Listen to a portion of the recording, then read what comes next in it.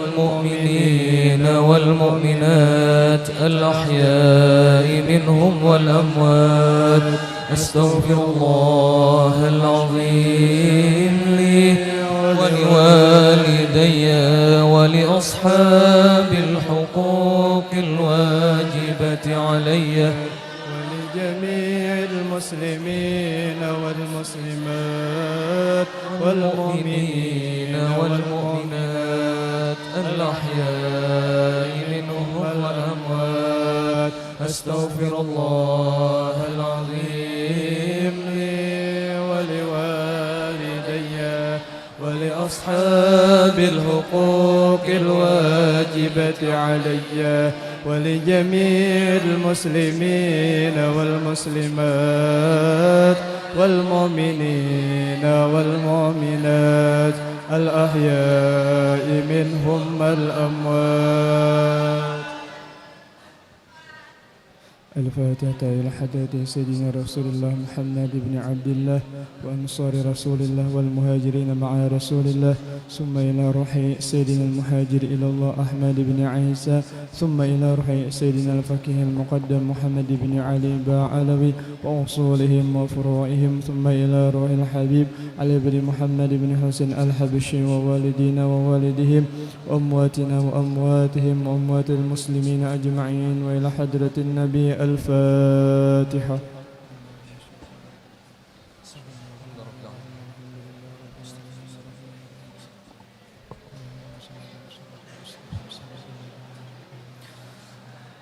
فيا أيها الراجون منه شفاعة صلوا عليه وسلموا تسليما.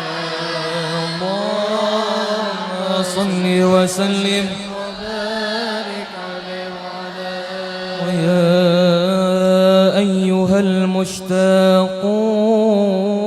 إلى رؤيا جماله صلوا عليه وسلموا تسليما. اللهم صل وسلم وبارك عليه وعلى آله. ويا من يخطب وصاله يقظة ومناما صلوا عليه وسلموا تسليما. اللهم صل وسلم وبارك يا ربي صل على محمد أشرف بدر في الكون أشراق. يا ربي صل على محمد أشرف بدر في الكون أشراق. يا ربي صل على محمد أكرم داع يدعو إلى الحق. يا ربي صل على محمد أكرم داع يدعو إلى الحق. يا ربي صل على محمد المصطفى الصادق المصدق. يا ربي صل على محمد المصطفى الصادق المصدق. يا ربي صل على محمد أحلى الورى منطقا وأصداق. يا ربي صل على محمد أحلى الورى منطقا وأصداق. يا ربي صل على محمد أفضل من بالتقى تحقق. يا ربي صل على محمد أفضل من بالتقى تحقق. يا ربي صل على محمد من بالسخاء والوفاء تخلق. يا ربي صل على محمد من بالسخاء والوفاء تخلق. يا ربي صل على محمد واجمع من الشمل ما تفرق يا ربي صل على محمد من الشمل ما تفرق يا ربي صل على محمد واصلح وسهل ما قد تعوق يا ربي صل على محمد واصلح وسهل ما قد تعوق يا ربي صل على محمد وافتح من الخير كل مغلاق يا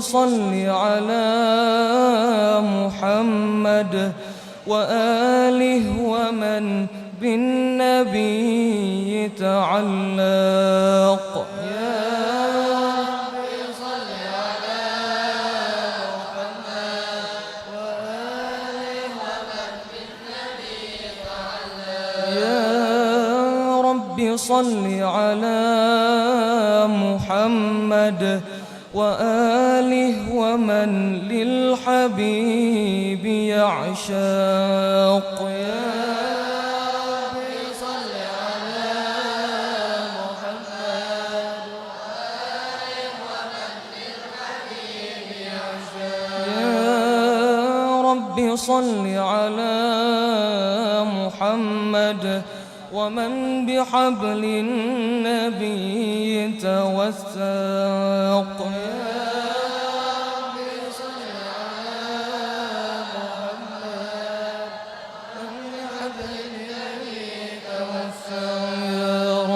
صل على محمد يا ربي صل عليه وسلم يا ربي صل على محمد يا ربي صل عليه وسلم السلام عليك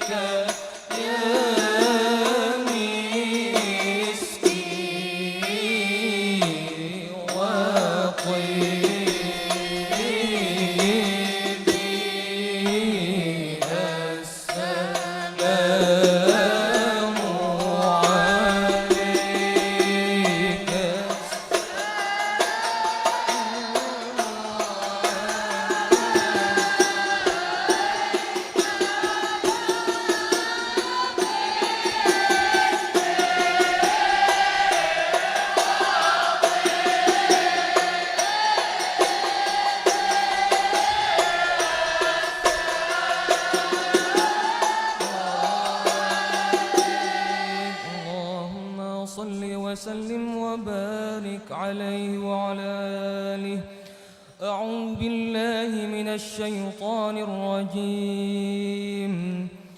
لقد جاءكم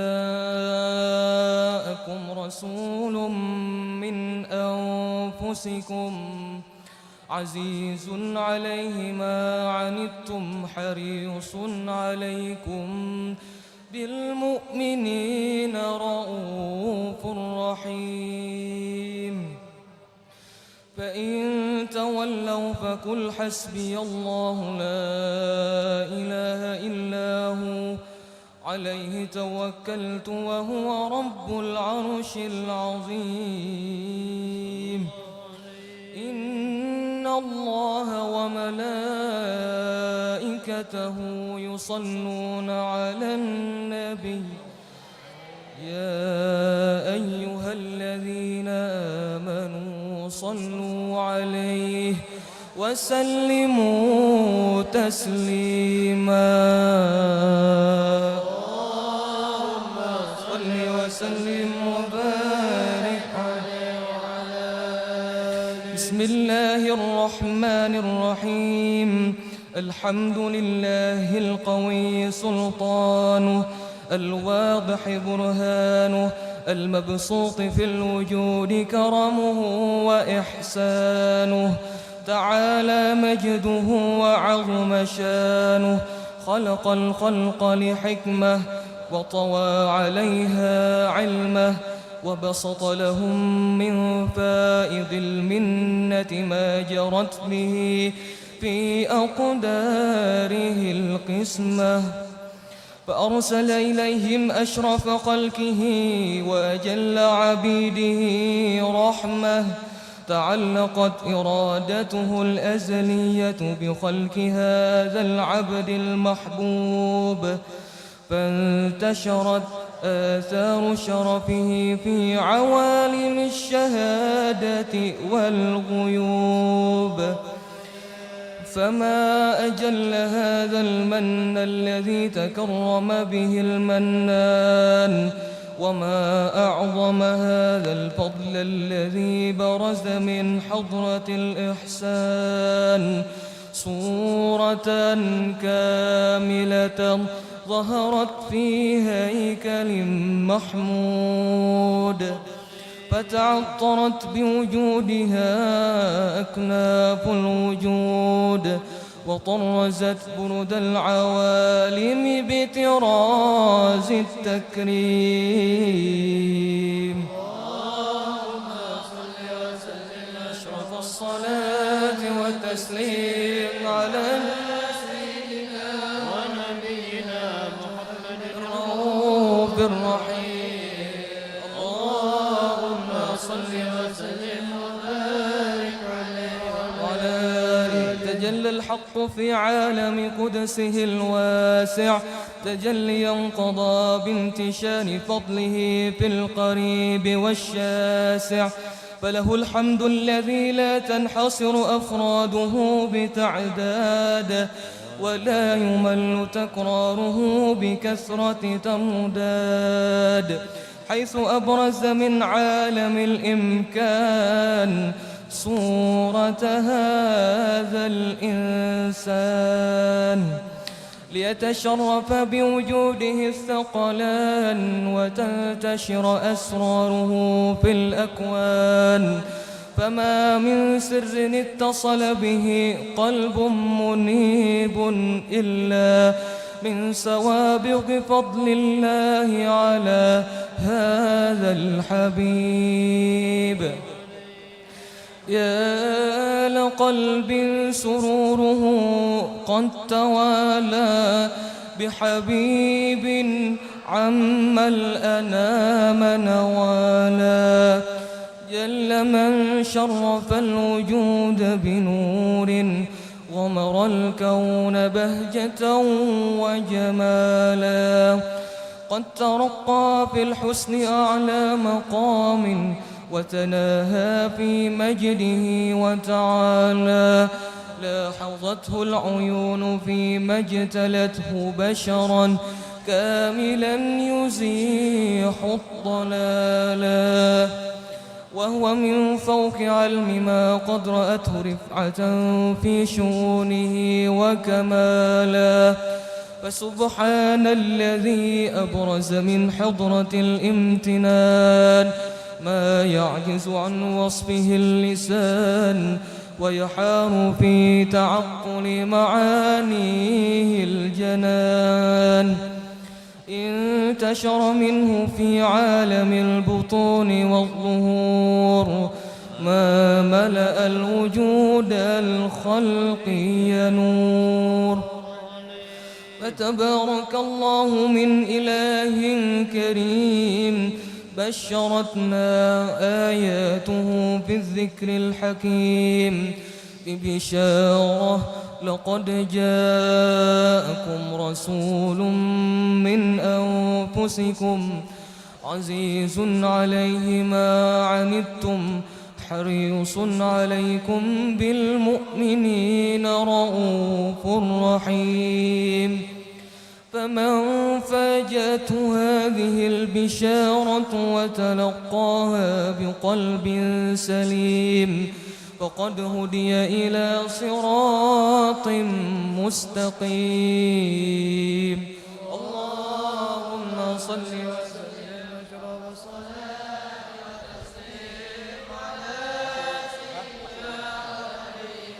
محمد الرؤوف الرحيم.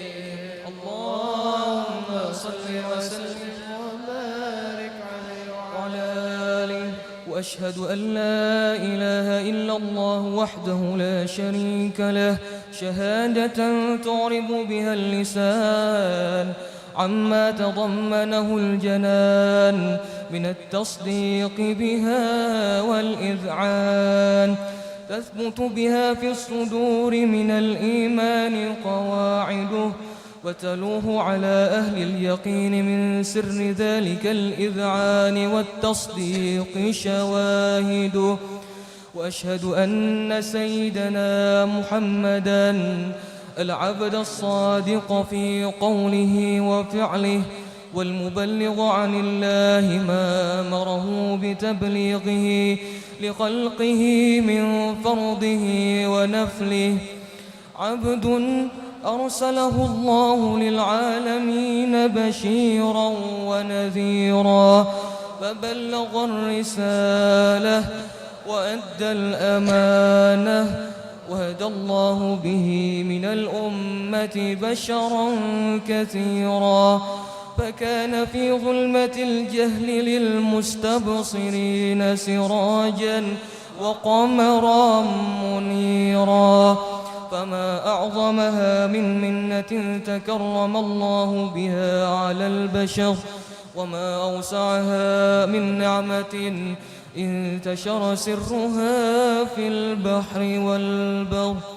اللهم صل وسلم بأجل الصلوات وأجمعها وأزكى التحيات وأوسعها على هذا العبد الذي وفى بحق العبودية وبرز فيها في خلعة الكمال، وقام بحق الربوبية في مواطن الخدمة لله، وأقبل عليه غاية الإقبال، صلاة يتصل بها روح المصلي عليه به، صلاة يتصل بها روح المصلي عليه به، صلاة يتصل بها روح المصلي عليه به، فينبسط في قلبه نور سر تعلقه به وحبه، ويكتب بها بعناية الله في حزبه،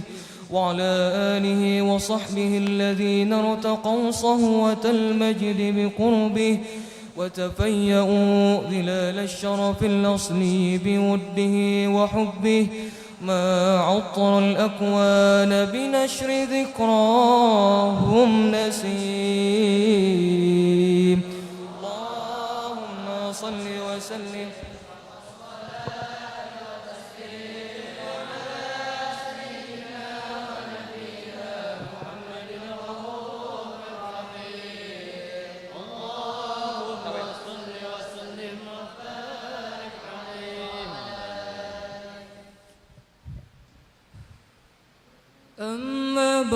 فلما تعلقت إرادة الله في العلم القديم بظهور أسرار التخصيص للبشر الكريم بالتقديم والتكريم، نفذت القدرة الباهرة بالنعمة الواسعة والمنة الغامرة، فانفلقت بيضة التصوير في العالم المطلق الكبير عن جمال مشهود بالعين، حاول لوصف الكمال المطلق والحسن التام والزين، فتنقل ذلك الجمال الميمون في الأصلاب الكريمة والبطون، فما من صلب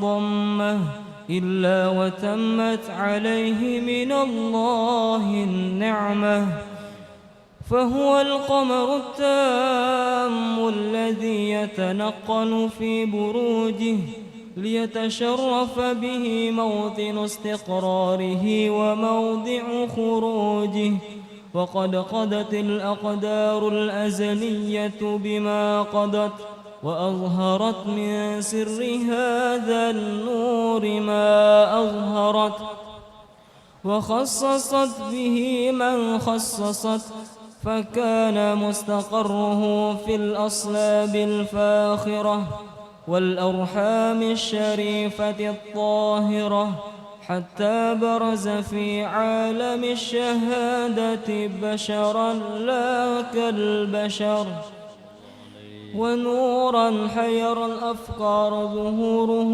وبهر، فتعلقت همة الراقم لهذه الحروف بأن يرقوم في هذا القرطاس ما هو لديه من عجائب ذلك النور معروف، وإن كانت الألسن لا تفي بعشر معشار أوصاف ذلك الموصوف تشويقا للسامعين من خواص المؤمنين، وترويحا للمتعلقين بهذا النور المبين، وإلا فأنا تعرب الأقلام عن شؤون خير الأنام، ولكن هزني إلى تدوين ما حفظته من سير أشرف المخلوقين، وما أكرمه الله به في مولده من الفضل الذي عم العالمين،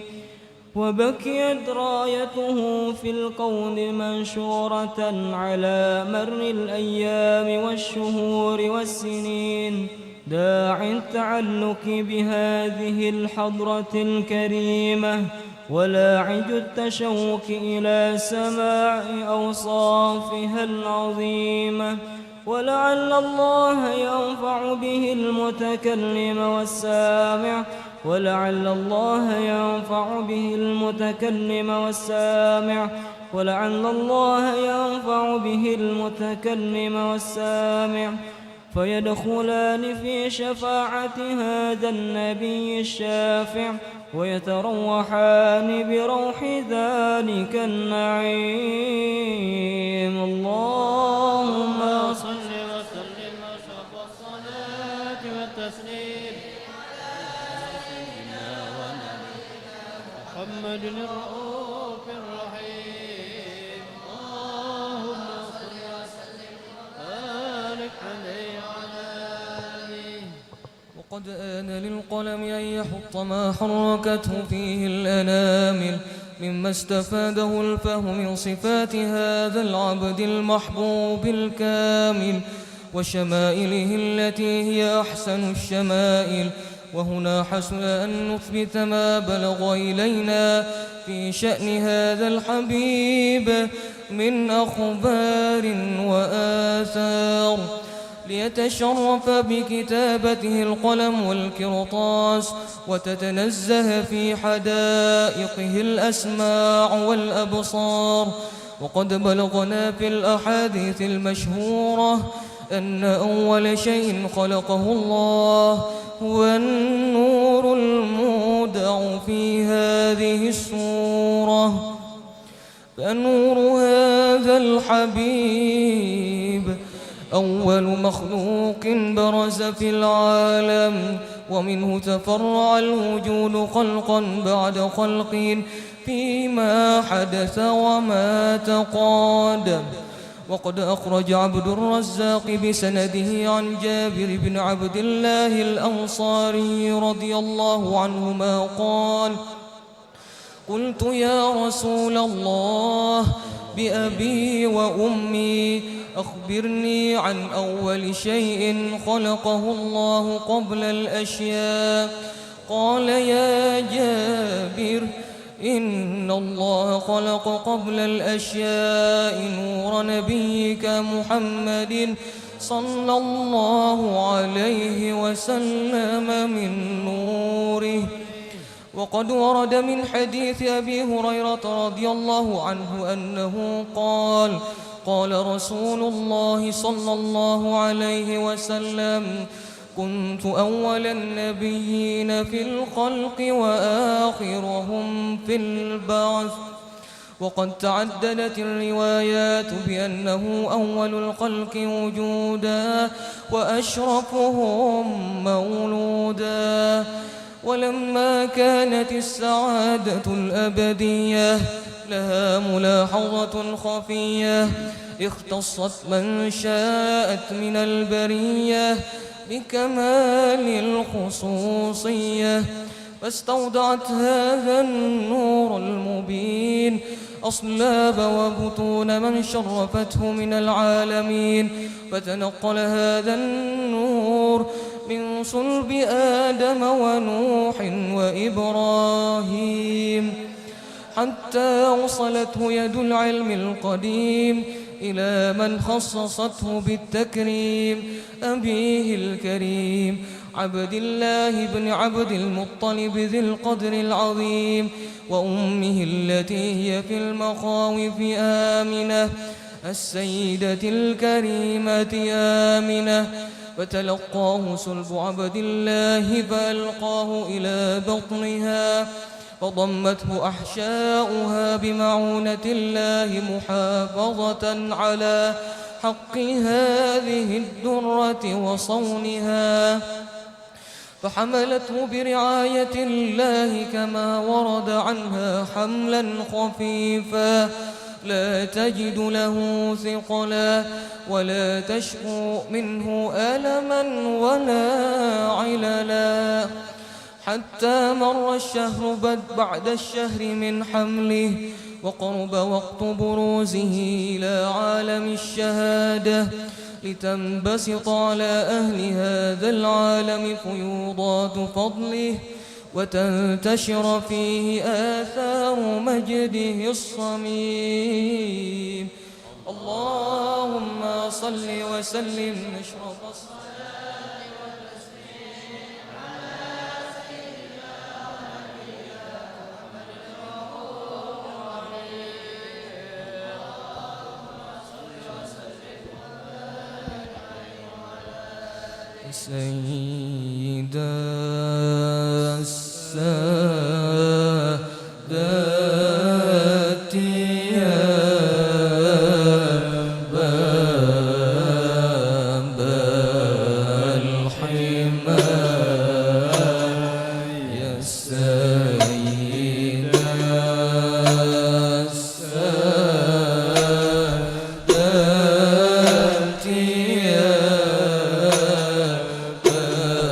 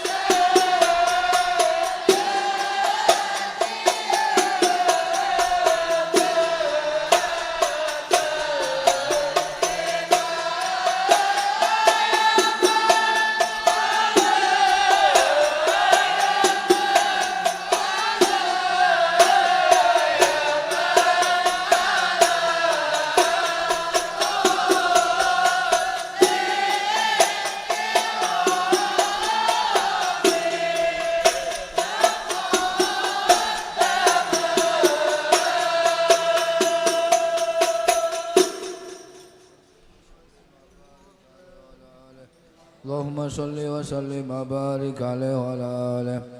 ومنذ علقت بهذه الدرة المكنونة والجوهرة المصونة والكون كله يصبح ويمسي في سرور وابتهاج بقرب جور إشراقها جسراج والعيون متشوفة إلى بروجه متشوقة إلى التقاط جواهر كنوجه وكل دابة لقريش نطقت بفاصل بارة مولنة بكمال البشارة وما من حمل حملت في ذلك العام إلا تطوي حملها بغلام من بركات وسعادة هذا الإمام ولم تزل الأرض والسماوات متضمخة مثل الفرح بملاقاة الأشرف البريات وبروجه من عالم الخفاء إلى عالم الدهور بعد تنقله في البطون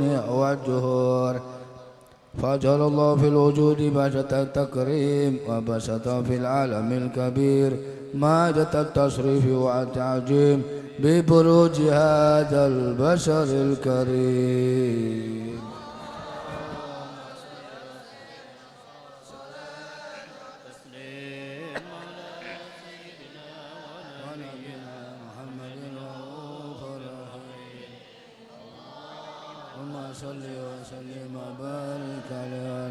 اللهم صل وسلم وبارك عليه وعلى آله.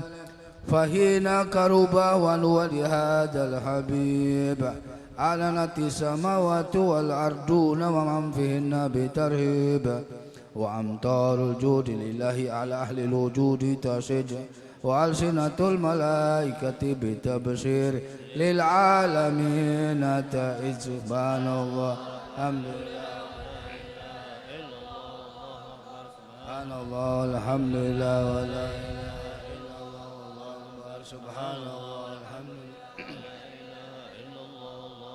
والقدرة كشفت كنهاج المستور ليبرج نوره كاملا في عالم الجهور نورا فاق كل نور وأنفذ الحق حكما على من أتم الله عليه النعمة من خواص الأمة أن يحضر عند وجه أمة تأنسا لجنابها المسعود ومشاركة لها فيها جسمات الممدود فحضرت بتوفيق الله سيدة مريم وسيدة آسيا ومعهما من الحور العين من قسم الله له من أشرف بالقسمة الوافية فأتى الوقت الذي رتب الله على حضوره وجود هذا المولود فانفلق شب الكمال من النور عن عمود وبرج الحامد المحمود مدنا لله بالتعظيم والسجود.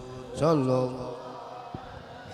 محمد صلى الله عليه وسلم صلى الله على محمد صلى الله عليه وسلم صلى الله على محمد يا ربي صلي يا نبي سلام عليك يا رسول سلام عليك يا حبيب سلام عليك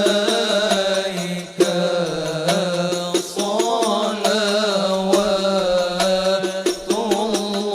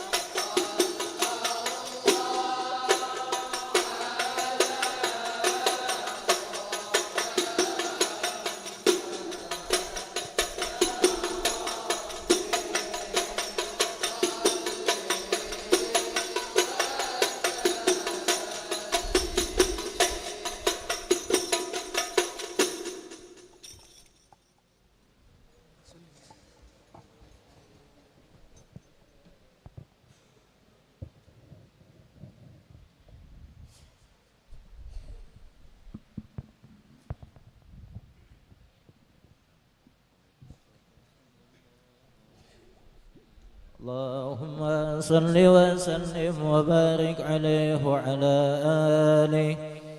ولقد اتصف صلى الله عليه وآله وسلم من محاسن الأخلاق بما تضيق عن كتابته بطون الأوراق. كان صلى الله عليه وآله وسلم أحسن الناس خلقا وخلقا وأولهم إلى مكارم الأخلاق سبقا وأوسعهم بالمؤمنين حلما ورفقا. برا رؤوفا لا يكون ولا يفعل إلا معروفا. له الخلق السهل واللبذ المحتوي على المعنى الجزل. إذا دعاه المسكين وأجابه إجابة معجلة. وهو الأب الشفيق الرحيم لليتيم والأرملة. وله مع سلة أخلاق الهيبة القوية التي ترتعد منها فرائس الأقوياء من البرية. ومن نشر ضيبه تعطرت الطرق والمنازل. وبرب ذكره تطيبت المجالس والمحافل. فهو صلى الله عليه وآله وسلم جامع الصفات الكمالية والمنفرد بخلقه وخلقه بأشرف خصوصية. فما من خلق في البرية محمود إلا وهو مطلقا عن زين الوجود. أجملت في وصف الحبيب وشأنه وله العلاء في مجده ومكانه. أوصى بعز قد تعالى مجدها أخرجت على نجم السها بعينانه. وقد انبسط القلم في تدوين ما أفاد العلم من وقاع مولد النبي الكريم وحكاية ما أكرم الله به هذا العبد المقرب من التكريم والتعظيم والخلق العظيم. فحسن مني أن أمسك عنة الأقلام في هذا المقام وأقرأ السلام على سيد الأنام. السلام عليك النبي ورحمة الله وبركاته. السلام عليك والنبي ورحمة الله وبركاته. السلام عليك رحمة الله وبركاته.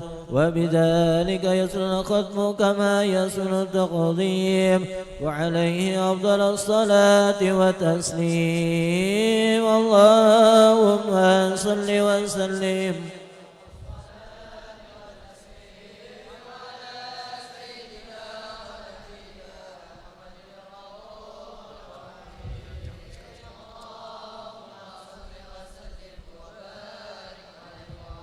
Amin. Bismillahirrahmanirrahim. Alhamdulillahi rabbil alamin. Allahumma shalli wa sallim ala sayyidina Muhammadin wa ala alihi wa sahbihi ajma'in. Walamma najama al-fikru min daraj usafi al-muhammadiyati uquda tawajjahtu ila Allah mutawasilan bi sayyidi wa habibi Muhammadin sallallahu alaihi wa alihi wasallam. Ayya jalasai fi maskuran wa fi mahmuda wa yaktuba amali fil amalil maqbula wa tawajjuhi fi tajhatil khalisati asilatil mawsula. Allahumma ya man ilaihi tatawajjahul amalu fata'udu jafira wa ala babil jati tuaturihalu fatakshaha minhul fuyudatul ghamirah. Natawajjahu ilaik bi asrafi wasaili ladaik sayyidil mursalin abdika sadiqil amin sayyidina Muhammadin ladzi ammat risalatuhul alamin. Antusalliya wa tusallima ala tilkal jatil kamilah mustawdai amanatik wa hafizi sirrik wa hamili rayati da'watika syamilah.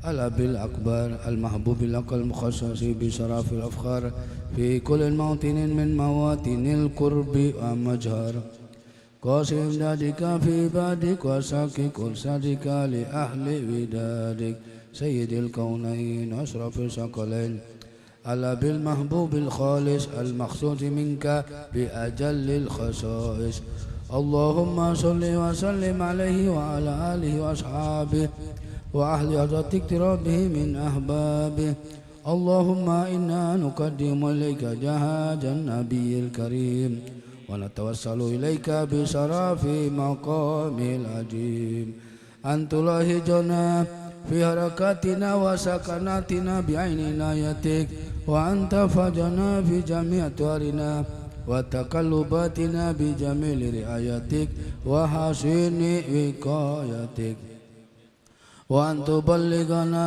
من شرف القرب إليك وإلى هذا الحبيب غاية آمالنا وتتقبل منا ما تحرقنا فيه من نياتنا وأعمالنا وتجعلنا في حضرة هذا الحبيب من الهادرين وفي طرائق اتباعه من السالكين ولحقك وحقه من المؤدين ولأهدك من الحافظين اللهم إنا لنطمع في رحمتك الخاصة فلا تهرمنا وجنونا جميلة هي واصلاتنا إليك فلا تخيبنا آمنا بك وبرسولك ما جاء به من الدين وتوجهنا به إليك مستشفين أن تقابل المذنب منا بالغفران أن تقابل المذنب منا بالغفران أن تقابل المذنب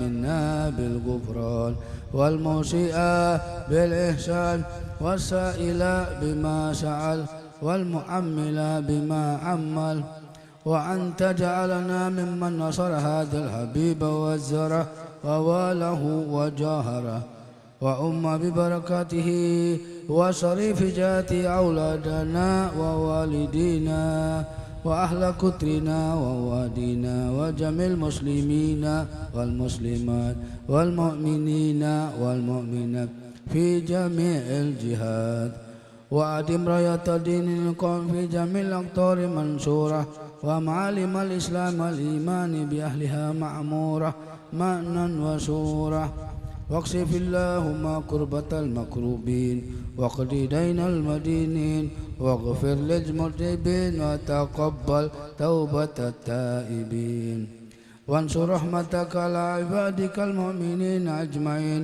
واكف شر المعتدين والظالمين وابسط العدل بولاة الحق بجميع النواحي والأقطار وأيدهم بتأييد من عندك ونصر على المعاندين من المنافقين والكفار وجعلنا يا ربي في الإخلاصين من جميع البلايا وجعلنا يا ربي في الإخلاصين من جميع البلايا وجعلنا يا ربي في الإخلاصين من جميع البلايا وافرز المكين من الذنوب والخطايا وأعدمنا في العمل بطاعتك وصدق في خدمتك قائمين وإذا توفيتنا فتوفنا مسلمين مؤمنين وإذا توفيتنا فتوفنا مسلمين مؤمنين وإذا توفيتنا فتوفنا مسلمين مؤمنين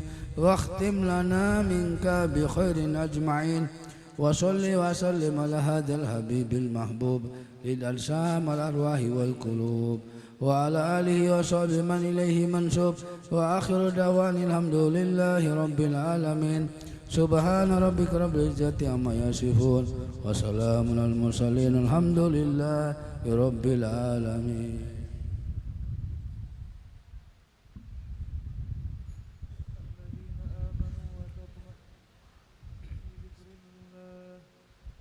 بذكر الله تطمئن القلوب أفضل الذكر فاعلم أنه لا إله إلا الله لا إله إلا الله لا إله إلا الله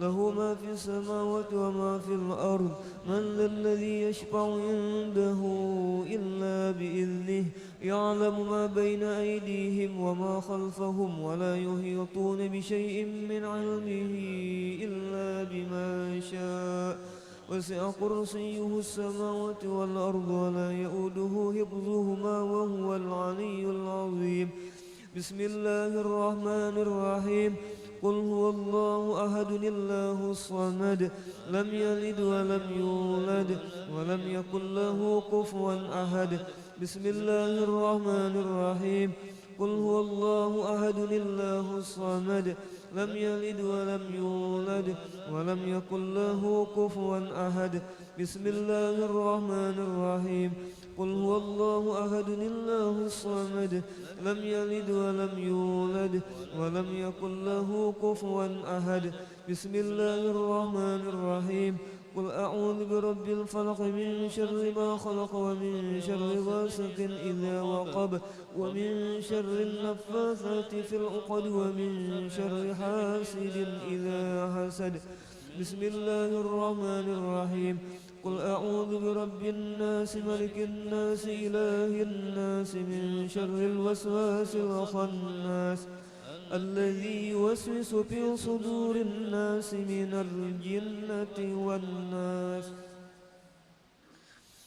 آمين آمين والله بسم الله الرحمن الرحيم الحمد لله رب العالمين اللهم صل وسلم على سيدنا محمد النبي الأمين وعلى آله وصحبه إلى يوم الدين اللهم اجعل وأوصل وأهدي وبلغ وتقبل ثواب ما قرأناه وما عملناه من أنواع الخيرات في هذا المجلس المبارك هدية بالغة ورحمة نازلة وبركة شاملة وصدقة متقبلة نقدمها ونهديها إلى حضرة نبينا وحبيبنا وشفيعنا سيدنا ومولانا محمد صلى الله عليه وسلم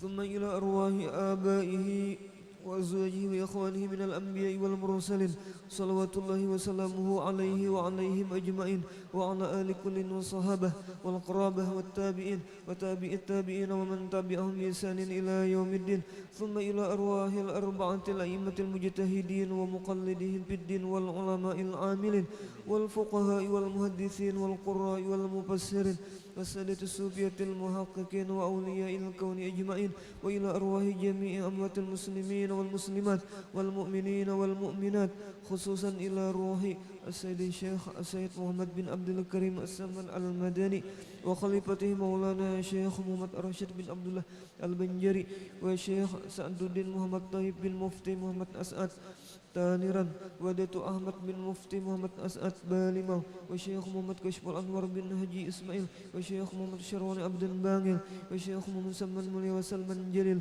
ثم إلى أرواح جميع مشايخنا ومعلمنا وأساتذتنا في المعهد دار السلام مرتapura ثم إلى روح شيخنا ومربي أرواحنا ومرشدنا العالم العلامة العارف بالله الشيخ محمد زين بن عبد الغني البنجري سekumpul وهجة جويرية بنت هجي سليمان وتوان guru Haji Athaillah bin tuan guru Haji Abdul Qadir وتوان guru Haji Muhammad Arifin bin tuan guru Haji Athaillah وتوان guru Haji Ahmad Mawardi bin tuan guru Haji Muhammad Arifin wal Habib Zainuddin bin Al Habib Abu Bakar As-Sagaf Musa wa Haji Ibrahim bin Haji Anan wa guru Muhammad Saman bin Kumala wa guru Fuad wa guru Haji Fuad Fakhruddin bin Asmah wa guru Muhammad Hilmani bin guru Haji Muhammad Ramli wa Haji Arbainah binti Haji Ibrahim wa Haji Suhaimi bin Haji Ibrahim Galuh Samsiah binti Sahamin Hamdi Yusuf bin Basiah Mahmudah Hayati bin Hamdi Yusuf Rizal Fakhruni bin Hajjah Syarqiyah Muhammad Ramli bin Ja'far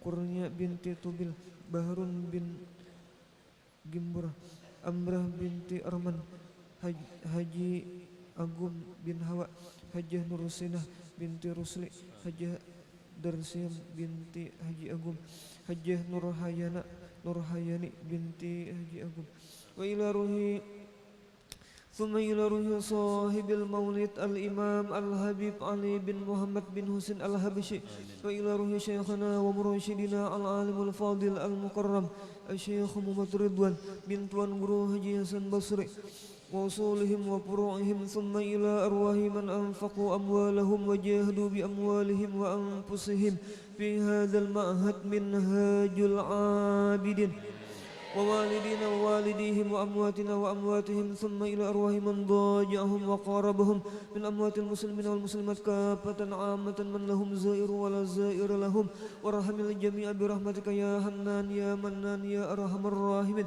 اللهم اغفر لهم وارحمهم وعافهم واعف عنهم اللهم اجعل قبورهم روضة من رياض الجنان ولا تجعل قبورهم حفرة من حفر النيران اللهم إن كانوا محسنين فزد بإحسانهم وإن كانوا مسيئين فتجاوز عنهم برحمتك يا أرحم الراحمين ربنا اغفر لنا ولإخواننا الذين سبقونا بالإيمان ولا تجعل في قلوبنا غلا للذين آمنوا ربنا إنك رؤوف رحيم وصلى الله على سيدنا محمد وعلى آله وصحبه وسلم والحمد لله رب العالمين وعلى من وبه مشايخنا وإلى حضرة النبي الفاتحة.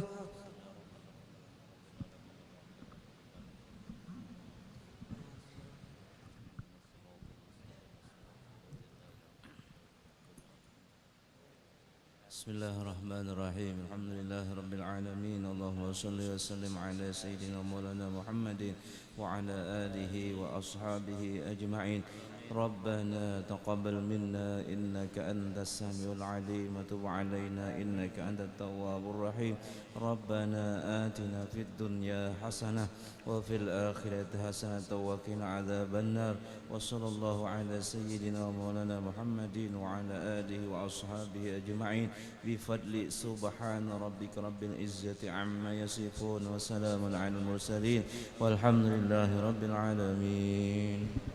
ربي بالمصطفى بلغ مقاصدنا واغفر لنا ما مضى يا ربي بالمصطفى بلغ مقاصدنا واغفر لنا ما مضى يا واسع يا ربي بالمصطفى بلغ مقاصدنا واغفر لنا ما مضى الأرمي تقبل الله منكم